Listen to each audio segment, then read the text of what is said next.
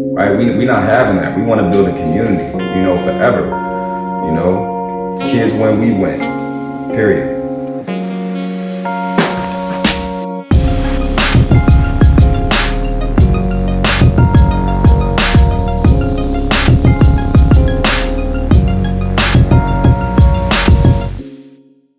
All right, we back. Classes in session. Episode 9, I believe. AM University. My name is Antoine Miller. I'm your host. Cetsch Byrd. Yes, sir. What's up, brother? Hey, man, I'm here, man. You know what I'm saying? I'm glad you could make it out. Hey, man, I'm glad to be here, man. I know you're coming on a little, negative note. Yeah. I know that's asking a lot for you to come here and still. It's all good. That's wild, man. Very much so. That's wild. Very, very much so. You know what I'm saying? I might as well let y'all know. Y'all don't even know what we talking about. Sure. So they just canceled the high school basketball season just for this school. Yeah. Not the whole state of New Jersey, but they canceled for this school because of the COVID concerns. But again, America is just so soft. America is just so soft. I understand the concerns and I understand all that, but it's just play it out. Play it out and see what happens. And just follow the protocol. If it doesn't work, you don't do it. Right. If it it's really that simple. But everybody's so soft. It's just we all want to jump and get emotional about every decision we make in this country. It's just, but that ain't why we here. That ain't why we here. Whatever like that. I wanted to bring you on this podcast because it dawned on me, right, that you one of the only coaches I know, with me included, that you coach suburban kids as well as city kids. And I argue with people a lot about this conversation. Coaching suburban kids, coaching city kids, who's harder, who's not, or whatever like that. And I don't know a lot of people that did it. Most guys, they just strictly suburban, for whatever reason. They just coach suburban kids. Most other guys, they just coach the city kids or whatever like that. You had the opportunity to coach both, which is a really interesting topic, and then it's a really frustrating journey as far as doing it or whatever like that. So I wanted to dive into somebody that did that or whatever, which is you, and just talk about it because it's a really deep and important topic, So the first thing I wanted to ask you is, what was your biggest transition personally when we did that? Because we both came from the same area, right? And we both grew up in a different brand of basketball and a different brand of life, right? So I could speak first. We didn't even know we coach in New Jersey. We didn't even know what the hell West Hampton Tech was. Willingboro? oh yeah, Willingboro? We going to Willingboro? No, we going to West Hampton Tech, right? So we get there and it's just a whole culture shock for both of us, I think. I agree. Right? So growing up in a different way, we had a lot of adjusting to do as a coach. True. Right? So what was your biggest transition when we got there? I think, as far as coming from the city. I think, you know what I'm saying? Coaching my kids at Camden High, you know what I'm saying? And then, like you said, making this transition to West Tech. I think one of the big things for me was, for some reason, our kids at West Tech, they needed us to get that inner drive, that self-motivation out of them. It was like pulling teeth almost, to get them to realize that they could play this game, that you got to have that self-motivation. We're going to try to motivate you the best we can, but if you don't have that inner drive, that self-motivation, you're making this task difficult. Yeah. My kids at the high, when I coached at the high, they had so many outside negative influences that they had that drive, especially the kids that wanted to be great. Right. I'm trying to get myself out of this situation. I'm trying to get my family out of this situation. Right. You know what I'm saying? I'm coming home, the lights is off, I don't have nothing to eat. Right. I can use this vehicle, I can use this tool of basketball to get me out of this situation. Right. So coach ain't got to tell me nothing. Right. You know what I'm saying? Because I'm going to play as hard as I can.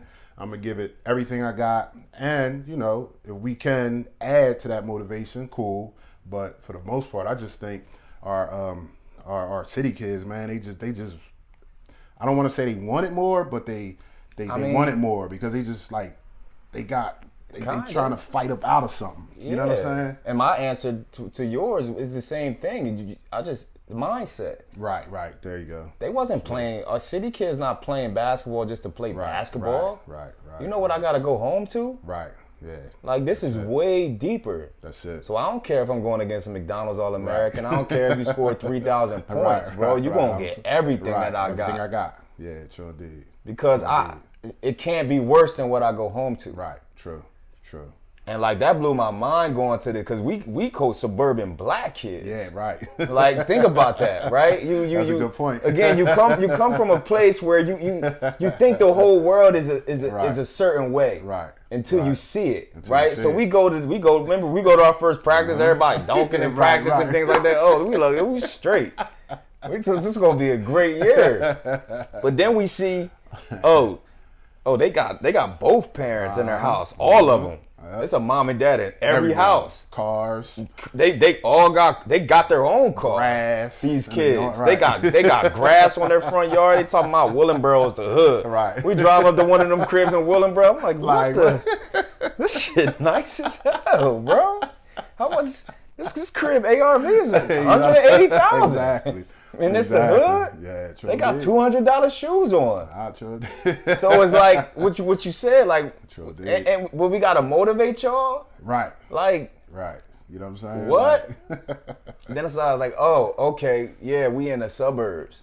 Like, so it's, and I don't want to. First of all, I want to say, like, I don't want to downplay like suburban. I don't want to. Nobody trying to downplay suburban kids, but they go in their own way. They go hard too. Right. You know what I'm saying? They can play. Right. You know what I'm saying? So it's just the differences we're talking about. Right, but what you said, you got to get it out of them. You got to get it out of them. You got to find it. You got to find it. Like it could be there. Right, but we got to push it out. We got to push it out. Right, exactly. And like, where's the self-motivation? Exactly. But it's like when you in them situations, like we just talked about, you got 2-parent households, and you got, you kind of spoiled already. Very much so. Like you've been spoiled with Very everything, so you think this is gonna come as easy as everything else in your life. So. And coming from where we come from, I gotta keep saying that because like nobody gave us anything when we was playing in Canada High. Indeed. Like even with your upbringing, it was like you go to the courts in Camden, like, bro, you gotta be a different type of person. Or you're gonna get destroyed. I mean, and that's another thing that I like to say, like and coming up in Camden, and especially when we was coming up, you know what I'm saying, outside in the elements on the court, you know what I mean, you get knocked down, you getting scraped up, you got to call your own, it's no referees, you got to call your own fouls, and if it's a soft foul, you probably ain't getting it, you know what I'm saying, like, and like we're saying, not to knock the suburbs, but it's like they play in the gyms, it's referees, perfect conditions, your mom and dad, either one is taking you to the gym to play. Right. You know what I'm saying? We got to walk. We got to walk through some tough areas to get there. Right. You know what I'm saying? The drug dealers on the court with you. There. Like, exactly. Where they do that at? Exactly. That was our norm. So that's definitely some of the differences right there. Yeah. You know what I'm saying? So answer this. Can you coach suburban kids and city kids the same?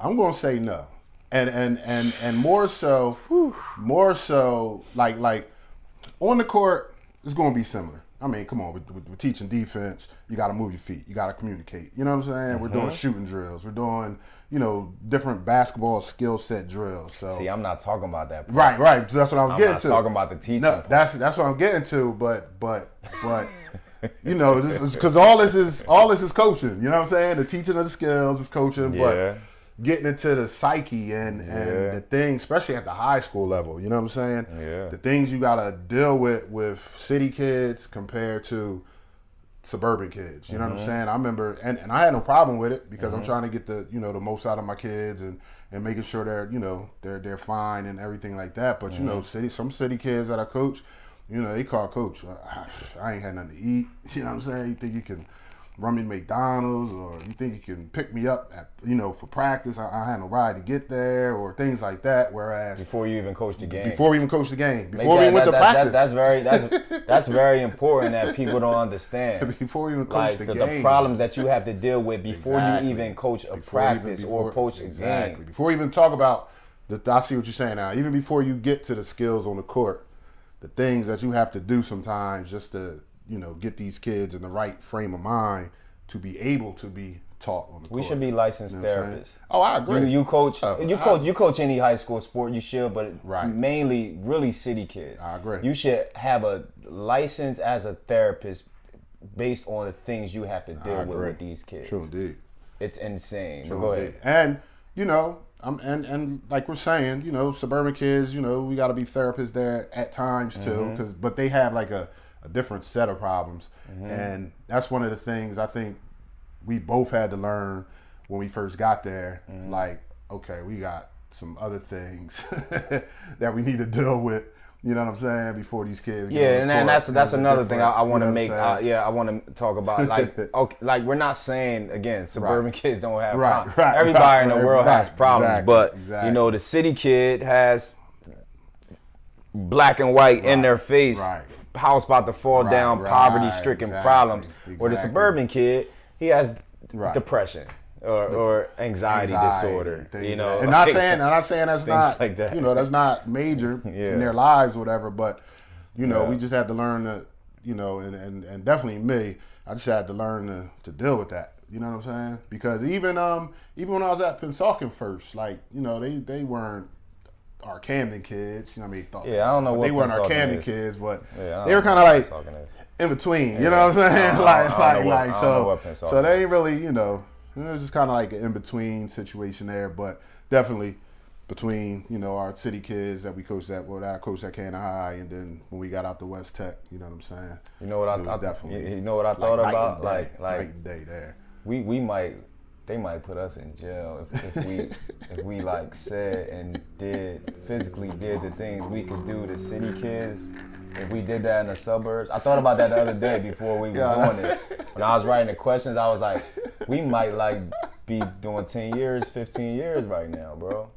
If we said and physically did the things you can do to city kids, you might be right.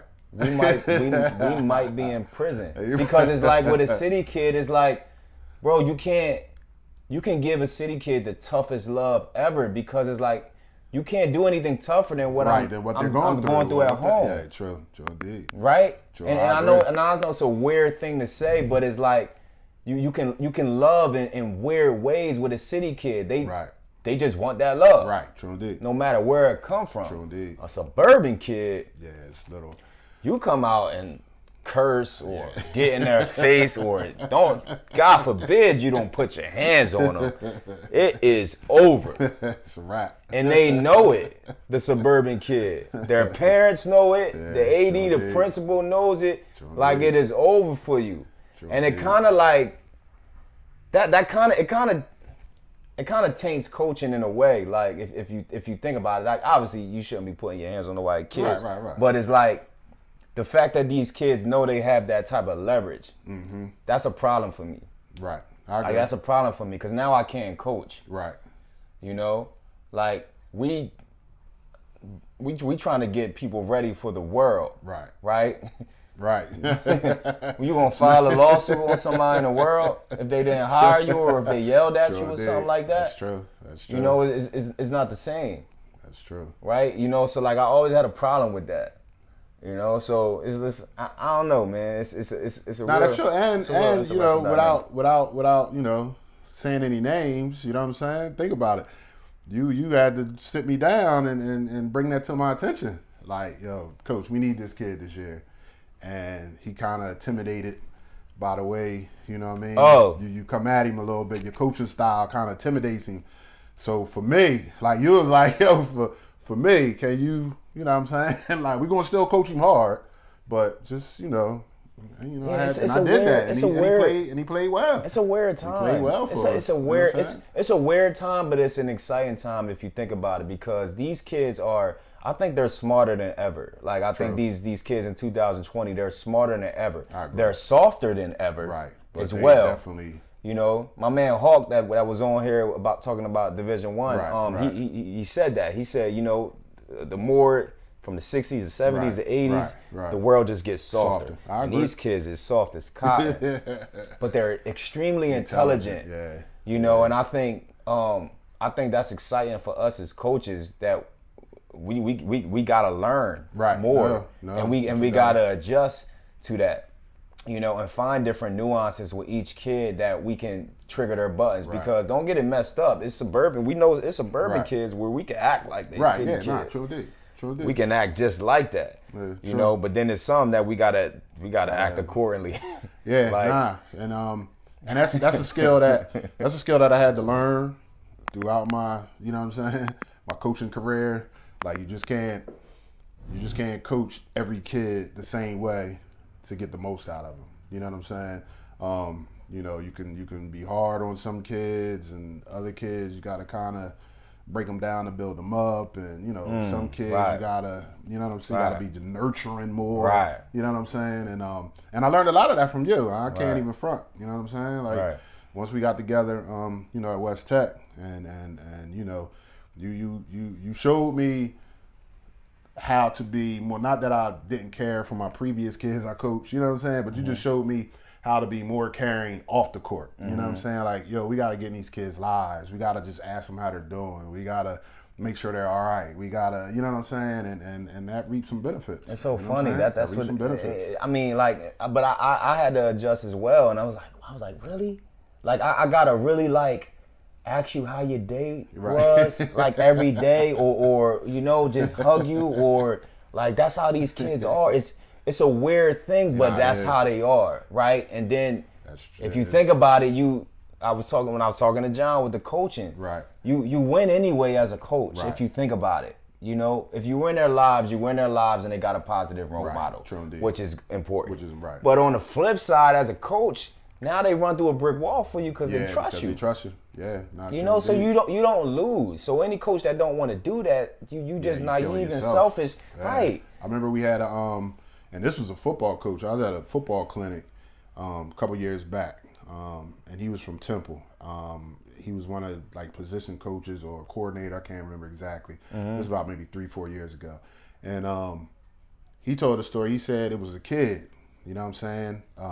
Pro prospect. I think he said the kid played either defensive end or linebacker, and the coach was on the defensive side, and he just couldn't get through to this kid. He was like, I'm trying to get through to him. I'm trying everything I know, but this kid is just not responding to me. And he said he went and did some research and found out that he had a kid. So he found out his kid's name. He was, you know, had a fiance. Found out the fiance's name. So he would start asking him like, "How's your kid doing? How's your fiance doing? How y'all making out? Y'all need anything? Y'all good?" And he said the kid responded, and I think the kid got drafted. I can't remember the kid's name. It worked I don't know if but it worked out. Yeah, he said he had to actually like get involved more in his life. He's like, I cared about him, but I had to show him that I really care about you. You know what I'm saying? And he said that the kid responded to that like, all right, coach got my back. You know what I'm saying? So I'm gonna go out here and get busy. So I'm saying, if you really think about it, bro, it's a really interesting thing because every case is a different case. True. Like I remember my college coach told me, he was like, listen, he said the star doesn't get treated the same as everybody else. Yeah, Sean did. That's and you believe in that though? I thought that for the longest, but I don't know, bro. Like to a certain extent. You know what I'm saying? Like to a certain extent. It's like and I think it still depends on that individual. You know what I'm saying? It depends on the quote unquote star. You know what I'm saying? Like I think it depends on if you can reach him. You know what I'm saying? Then you reach him in ways that you might not be able to reach the other jokers. But I mean, you can't like show favoritism and stuff like that. You know what I'm saying? But you do things. I mean, coaches have their little intricacies where they could, you know, treat the star a little different than maybe the sixth man without either one of them knowing they're getting differential treatment. You know what I'm saying? So it's like you gotta know some tricks. You know what I'm saying? You gotta know some tricks. Because when I had Tavares, You know what I'm saying? Tavares. That was my boy. Tell me, but tell me, because I know Tavares, and Tavares has a great heart, right? Most definitely. But he was bad as hell Just, outside of basketball. When he got on them streets, he was bad as hell. So tell me how it was coaching a city kid guy like that in totality. Right. I know what he gave you on the court, but you had to be a therapist 24 hours a day too. There was a lot of coaches' office visits. You know what I'm saying? Had to stay up on him with his grades. You know what I'm saying? Make sure he was doing the right thing in school. It was just more a hands-on approach. Like, you know what I'm saying? I had to constantly stay on him and try to give him that guidance as a positive role model. You know what I'm saying? Because we only got him for a couple hours a day. Right. You know what I'm saying? Right. Like, they're gonna have the other influences way more than we have them. You know what I'm saying? The other thing nobody talk about. I just had to try to utilize my time, the time I did have with it, as best as I could. You know what I'm saying? And we had a mutual respect. Like you always say, kids they know when we fake. You know what I'm saying? They know when we don't care. 100%. They know when we just, trying to throw them on the court to get a win or so. You know what I'm saying? 100%. But Tavares genuinely knew that I cared for him. You know what I'm saying? And in turn, he cared and respected me. So, when I had to speak to him and things like that, it meant something to him. You know what I'm saying? Because he's like, Coach Byrd ain't just saying this to be saying this. Right. Coach Byrd really cares for me. You know what I'm saying? So we had that type of relationship. Right. You know what I'm saying? Yeah. Let me ask you this. Who I thought this was an easy question, but I don't think it's that easy. Who's harder to coach? Right? That's a tough one, right? That's a tough one. If you think about it, because you would easily say, but no, it ain't that easy. It's not. Especially because, like you said, I was able to coach both sides. You know what I'm saying? My first initial thought was that the Suburban Kid is easier. Right. But no. I'm sorry. My first initial thought was that the city kid was that the city kid was harder. Right. I got you. But then I thought it's like they both had their different hardships. You know what I'm saying? So it's like, yeah, it can be hard to coach a city kid, you know what I mean, for all the involvement you got to do and as much as you have to do sometimes for that situation. Because a suburban kid, I was about to say, a suburban kid, they most likely lived a certain life, right? And then you coming in as a coach, and it's going to be a total shock to what you're preaching. Right, true. Like it is what it is. Like, again, we talking about, we in Burlington, New Jersey. Right. Burlington City, is a little rough. Right. Outside of that, bro, again, two-parent households. Right, you got a green grass, sunshine and flowers. Like you good. And you come into a gym with coaches like us, it ain't gonna go too well because you haven't seen it your whole 14, 15 years of living. Exactly. City kids seen it. Right. But we don't know what trauma they got going on at home. Right. And how severe it is. And so that all adds into it. So I don't know. It's right. It's like like they're both hard. Yeah, yin and yang. Like they're both not easy. You know what I'm saying? Especially being on both sides of the fence, they're both not easy. You know what I'm saying? If you want to be successful, I mean, you can just go roll the ball out. Let the city kids do whatever they want to do, you know what I mean, because they're good or whatever. But if you want to, change lives, like you always preach, like we always preach, and you want to get to know these kids and want the best for these kids and things like that, it can be hard at times, you know what I'm saying? And the same thing with the suburban kids, you know what I'm saying? Especially coming from where we came from and our, what we've been around and all that, coming out here. You know what I'm saying? That was, I ain't gonna front, it was hard for me in the beginning. Which one? It was hard. West Coming out to West Tech, yeah. Because it was just different. You know what I'm saying? Like, and you pointed it out to me first. Like, you know what I'm saying? Like, these kids tend to shut down. You know what I'm saying? Like, things like that. Like, so we had to be versatile. You know what I'm saying? We had to find, if we wanted to be successful, we could have kept doing what we was doing and not caring about them and their feelings and all that. I think city kids just need to be loved. Yeah, sure did. and you can't stop the love no matter what. No matter They what. come back with you Right. at. Right. No matter But what. Suburban Kids, I mean, you need to adapt in any type of field, Right. but you have to be able to adapt to every situation to. in the suburban field. Yeah, you have to. As long as they're giving you everything, you have to be able to adapt, because it might be a situation where you I don't know about you, but I think in my head like, that's a real problem? Right. Like what? That's really a problem for you? But Exactly. okay. Right. So I gotta be understanding and like Right. I gotta treat it as a real problem. yeah, like you know it's what I'm really saying? catastrophic. Like, but I know some real problems. damn, you know that's what I'm a saying? real But that's a problem? real problem for you. But it's yeah, your life, I mean, and I guess we gotta.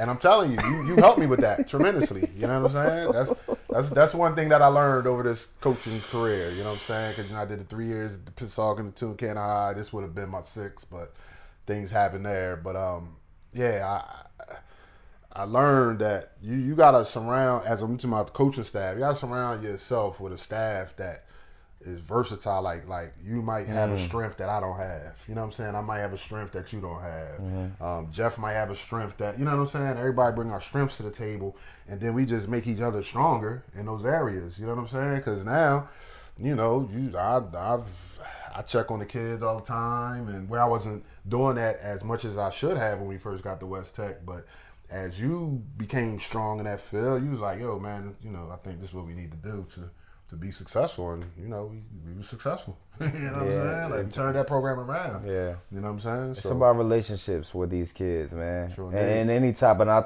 mean, we having this conversation, but at the end of the day, we talking about who's easier to coach and who's harder to coach or whatever like that. They all want to be loved. Right. Sure did. You know, it's just different ways to go about it. And like with city kids, again, just like we talk about suburban kids, the city kids, it's a weird way that they show love. They might curse you out, but they really care. Right, exactly. You know, their parents might curse you out. Right. But they really love what you're doing. Exactly. Or whatever like that. So at the end of the day, like it's like now, if you would have asked me that question like our first year at West Tech, I probably would have been like, yeah, the city kids easier to coach. You know what I'm saying? Because that's what we was used to. It was we the came norm. up through that, so we knew we all, you know what I'm saying, we knew how to adapt. We knew, I mean, not even so much adapt, but we knew if a kid did have a spazzed out, we like, yeah, this kid really love me. He's going through some things, you know what I'm saying? Yeah, lights is off. Right. He might have a kid at the crib, you know what I'm saying? Right. Anything, you know what I'm saying? Right. He Might have a kid at the so crib. he ain't like, 16 he ain't years just old. spazzing to be spazzing. He just, you know, just get venting, you know what I'm saying? And everybody vents, you know what I'm saying? And I don't think people don't understand the trauma that first of all, black man, but a black man growing up in the city, the trauma that they had to deal with. Yeah, it's a lot. Like at an early age too. And then you bring that into the limelight, and we just talking about basketball. You gotta bring that on the court, and it's like you might see a person that's yelling at the ref, and you might think this is the craziest dude in the world. What's wrong with him? But you have no idea what that kid go through on a daily basis. Exactly. Like it ain't no therapist in the hood. Nah, not at all. Not at all. Either people can't afford it, and especially like we talking about the high school level. These kids, like you said, we talking about 14 through 17-year-old kids trying to deal with stuff that grown people don't have to deal with. You know what I'm saying? Like, I know grown folk that I talk to, and you know, not that I experienced all the trauma and all that, because, you know, I'm pretty blessed, you know what I'm saying? Mom and dad, the whole nine, all that. She was around it. But I was around it, and I seen it, and family members and all of that. Same with me. And when I, you know, tell some of these stories, they be looking at me like, do you need a therapist? You know what I'm saying? I'm like, you know what I mean? Like it's so foreign. No, this is the norm. That's what I'm saying. That's what I'm saying. This is the norm. That's what I'm saying. So yeah, that's But like you said, as coaches, you know, we just gotta be able to adapt. You know what I'm saying? And like you said, it's all about the relationships we build with these kids. And if we, as coaches, genuinely care for these kids, the kids is gonna know it. I don't care if they city kids. I don't care if they suburban kids. If you have genuine care for your kids, they will definitely see it. And the same thing with like teaching, you know what I'm saying? Because I teach as well, and same thing with them. They don't even play no sports for me. Still call me Coach Byrd because they know I care for them. I'm going to do everything I can possibly do to help you be successful. If you an athlete for me, if you're just one of my students, you know what I'm saying? Because I genuinely care, and that's why I've been doing this for so long, because I love what I do, man. It's rewarding. It's rewarding. I'm going to say this before we get out of here, because I know we got great go. It's rewarding to see, and I forgot the quote, but, just, when I see, because, this is my 27-year teaching, so when I see kids that I had back in, 95, 96, and I see them in Walmart or something, and they be like, Mr. Byrd, and they with their family, and you know what I'm saying? And it's just this is why I do it. You know what I'm saying? This is why I do it. You know what I mean? Damn, he really remembered everything I said, yo. You know what I mean? 20-something and years at the later, time, bro. it's like, yo, he was a hard head. He ain't hear nothing. He heard He heard everything. word. He heard everything. Everything. So, yeah. Nothing more rewarding than that. That's it. Gonna end on that, bro. Gonna end on that. Appreciate you, man. Yeah, You know what I'm saying? Appreciate you this. coming after getting that type of news, Oh, man. man. You know, I was like, damn, this nigga he gonna be in the most terrible moods. He gonna get the worst answer. Yes or no? yes. No.